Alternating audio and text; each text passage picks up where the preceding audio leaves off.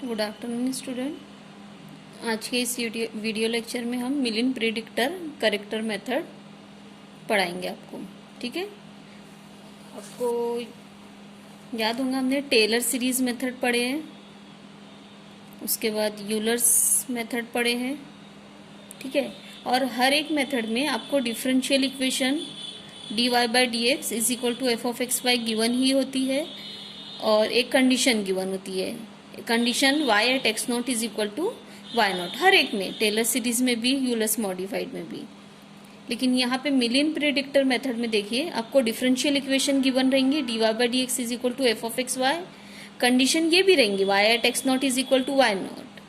आगे भी कुछ y की वैल्यूज आपको गिवन रहेंगी, y की वैल्यू एट x1 गिवन रहेंगी, y की वैल्यू एट x2 भी गिवन रहेंगी, y की वैल्यू एट x3 भी गिवन रहेंगी। और आप मिलिन प्रिडिक्टर करेक्टर मेथड से y की value at x is equal to x4 find out करेंगे। मीन्स आपको y at x4 find out करना है, और you can say you have to find y4। Okay, हाँ, एक चीज़ और भी आप लोग ध्यान से सुन ले, जैसे यूलर्स मेथड में x0, x1, x2, x3, x4 ये इक्वल इंटरवल ऑफ डिफरेंसिंग पे होते हैं, यहाँ पे भी वही है, x0, x1, x0 plus h रहेगा, x2 जो रहेगा x1 में h को ऐड करेंगे, x3 जो रहेगा x2 में h को ऐड करने से मिलेगा, x4 जो है वो x3 में h को ऐड करने से अगर से आपको x5 बोला जाता है तो वो x4 प्लस h रहेगा। ठीक है, एंड सो ऑन कर देते हैं। ठीक है, तो यहाँ पे हम मिलिन प्रिडिक्टर करेक्टर मेथड देखेंगे। जैसे यूलर्स मॉडिफाइड मेथड में पहले यूलर्स मेथड था, उसके बाद मॉडिफाइड मेथड था, वैसे ही यहाँ पे मिलिन प्रिडिक्टर मेथड में पहले मिलिन प्रिडिक्टर मेथड रहेगा, बाद में मिलिन प्रिडिक्टर करेक्टर मेथड रहेगा।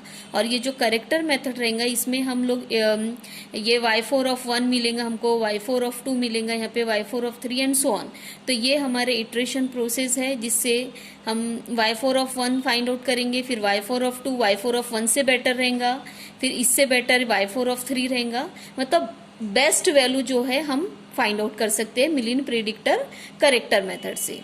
तो सबसे पहले आप लोग ये देखेंगे, आपको डिफरेंशियल इक्वेशन गिवन रहेंगी, बहुत सारी चीजें दिख रही है आपको, ये सब चीजें आपको याद रखना है कि x0, x1, x2, x3, x4, x5 ये क्या है, इक्वल इंटरवल ऑफ डिफरेंसिंग पे होंगे, ये यहाँ पे आपको दिखाने के लिए है, लेकिन आपको ये ध्यान में रखना है। तो आपको डिफरेंशियल इक्वेशन गिवन रहेंगी और y की value x0, x1, x2, x3 पे गिवन रहेंगी, और आपको y की value at x4 find out करना हो सकता है, y की value eight x5 find out करना हो सकता है। तो आप ये मिलिन प्रिडिक्टर मेथड से कैसे करेंगे ये आप देखिए, यहाँ पे मैंने हाईलाइट की है हमने, ये है मिलिन प्रिडिक्टर मेथड।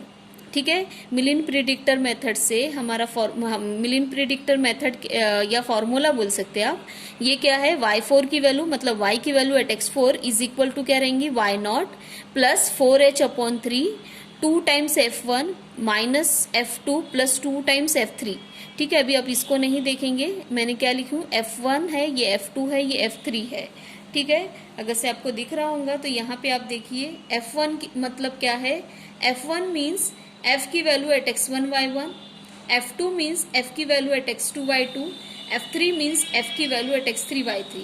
आप ये तीनों वैल्यूज फाइंड आउट कर सकते हैं क्योंकि x1 y1, x2 y2, x3 y3 you know, ये देखिए x1 y1, x2 y2, x3 y3 you know this value, so you can easily find f1, f2, f3।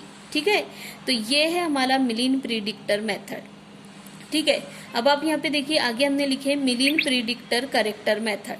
तो यहाँ से हमको y4 मिला है, अब y4 से और बेटर वैल्यू रहेंगी y4 ऑफ 1, इससे और बेटर वैल्यू रहेंगी y4 ऑफ 2, इससे और बेटर वैल्यू रहेंगी y4 ऑफ 3। और आपको पता है मैंने यहाँ पे सो ऑन लिख दी हूँ, हम कब ये प्रोसेस स्टॉप करेंगे, when the two consecutive value are same we can stop this process. ठीक है, हाँ, अब ये मिलिन प्रिडिक्टर करेक्टर मेथड के पहले हम आपको एक चीज ये बता देते हैं, यहाँ पे जैसे ही हमको हम लोग क्योंकि ये वाला नोटेशन फॉलो नहीं कर रहे हैं, ठीक है, हम लोग ये वाला नोटेशन सॉरी ये f1, f2, f3 वाला नोटेशन फॉलो कर रहे हैं। तो f1 का मतलब भी आपने देख लिए, f2 का मीन्स भी और f3 का भी।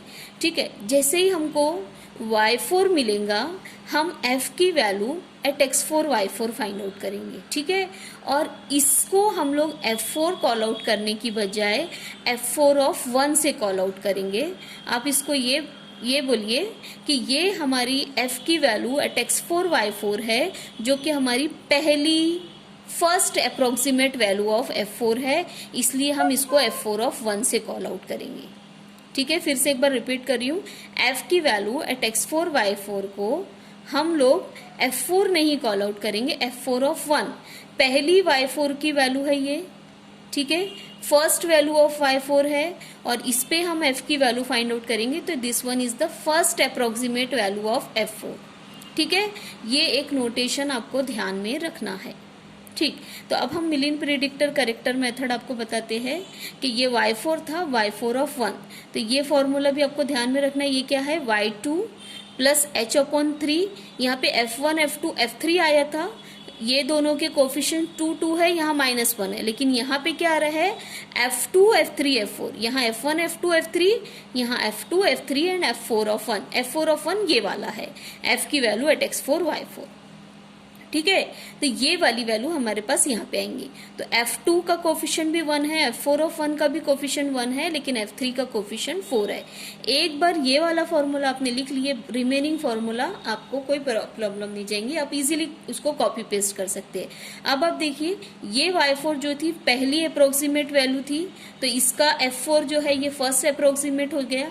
अब ये जो है ये सेकेंड y4 है, तो इसको हम इस पे जो f की वैल्यू जो x4 y4 ऑफ 1 पे कैलकुलेट करेंगे, ये हमारी second approximate value of f4 होंगी। ठीक है, तो ये इसकी जरूरत आगे के फॉर्मूले में है, बस नोटेशन वाइज थोड़ा सा आपको ध्यान में रखना है। ये हमारी पहली y की वैल्यू थी, इसलिए f4 ऑफ 1, ये हमारी दूसरी y की वैल्यू है, इसलिए इसको f4 ऑफ 2 से हमने कॉल आउट की है। फिर हमारा ये y4 ऑफ 1 के बाद y4 ऑफ 2 आ जाएगा। फॉर्मूला पूरा जैसे का वैसा है, बस f4 ऑफ 1 की बजाय f4 ऑफ 2 है। तो जैसे ही हमारी तीसरी y की वैल्यू आएंगी, तो ये f4 ऑफ 3 बन जाएगा। ठीक है, और फॉर्मूले में आगे सेम है, आप देख सकते हैं, एंड सो ऑन। जब जैसे ही हमको दो वैल्यू सेम मिलेंगी, हम लोग ये प्रोसेस को स्टॉप कर देंगे, और वो हमारी जो लास्ट में जो वैल्यू आ जाएंगी वो हमारी रिक्वायर्ड y ऑफ x4 या y4 आप बोल सकते हैं। ठीक है, अब ये है हमारा y एट x4 के लिए। अभी हम आपको ये भी दिखा देते हैं कि अगर से आपको y at x5 find out करना है तो कैसे करेंगे। फॉर्मूला सेम है बेटा, पीछे के ही जैसा है।